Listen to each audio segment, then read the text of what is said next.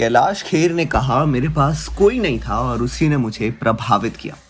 जब मैं मुंबई आया तो मुझे बहुत सारे रिजेक्शन का सामना करना पड़ा।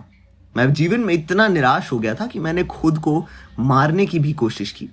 मैंने सब कुछ खो दिया था और कुछ नहीं था हारने के लिए, और यही मुझे प्रेरित करता है। यहाँ कोई फर्क नहीं पड़ता कि कैसे, वरना हारना, और यही मुझे प्रेरित करता है। यहाँ चाहे आप कितने भी अनुभवी हों और आपने कितना कुछ सीखा हो, आपका मार्गदर्शन करने वाला कोई नहीं है। आप कानून की पढ़ाई करते हैं, आपको एक अनुभवी वकील के अधीन काम मिलेगा।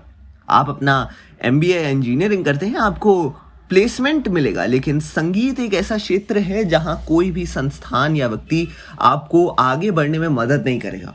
मुझे एहसास हुआ कि यहाँ के लोग कितने निर्मम हैं। मैंने फैसला किया कि मैं उनके जैसा नहीं बनना चाहता, और मैं तब तक इंतजार नहीं करूंगा जब तक मैं किसी और की मदद करने के लिए बूढ़ा नहीं हो जाता। मैंने खुद से वादा किया था कि अगर मैं सफल हुआ तो मैं एक ऐसा मंच तैयार करूंगा जहां गायक नए गायकों को लॉन्च करेंगे। शुरुआत में मुझ पर किसी का भरोसा नहीं था। हालांकि ये वो समय था जब मैं टूटा था। जैसे कि मैंने अपने शब्दों से कहना चाहूंगा, जो ले लिया कर बना, जिसे मौत ने जाना, और वो और क्यों टूटे, वो और क्या मरे। अपने प्रारंभिक वर्षों से मैंने बहुत कुछ सहा है। मैं इतने रिजेक्शन से गुजरा हूं कि मुझे इसकी आदत हो गई थी। लेकिन इन सब बातों ने मुझे कभी भी उस चीज से विचलित नहीं किया जो मैं बनना चाहता था। मुझे जो जोश और पागलपन था, वो आज मैं जो कुछ भी हूं उसमें प्रकट हुआ।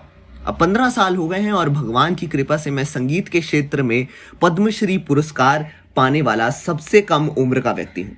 मेरठ में पैदा हुआ कैलाश ने 14 साल की उम्र में अपना परिवार छोड़ दिया था और अपने निर्यात व्यवसाय को स्थापित करने से पहले छोटे मोटे काम किए। हालांकि इस अवधि के दौरान उन्हें कई वित्तीय समस्याओं का सामना करना पड़ा, लेकिन ये उनके दृढ़ संकल्प को नहीं डिगा सका। वो सफल हुआ और अंततः इनका काम आया। इनसे अपने माता पिता के लिए घर बनाने के लिए जमीन का एक प्लॉट खरीदने का फैसला किया।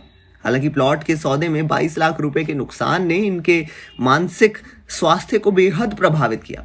संगीतकार ने अन्य नौकरियों की कोशिश की थी और फिर ज्योतिष के एक विषय कर्मकांड ने अपने पिता के पेशे और अपनाने का फैसला किया और ऋषिकेश चले गए।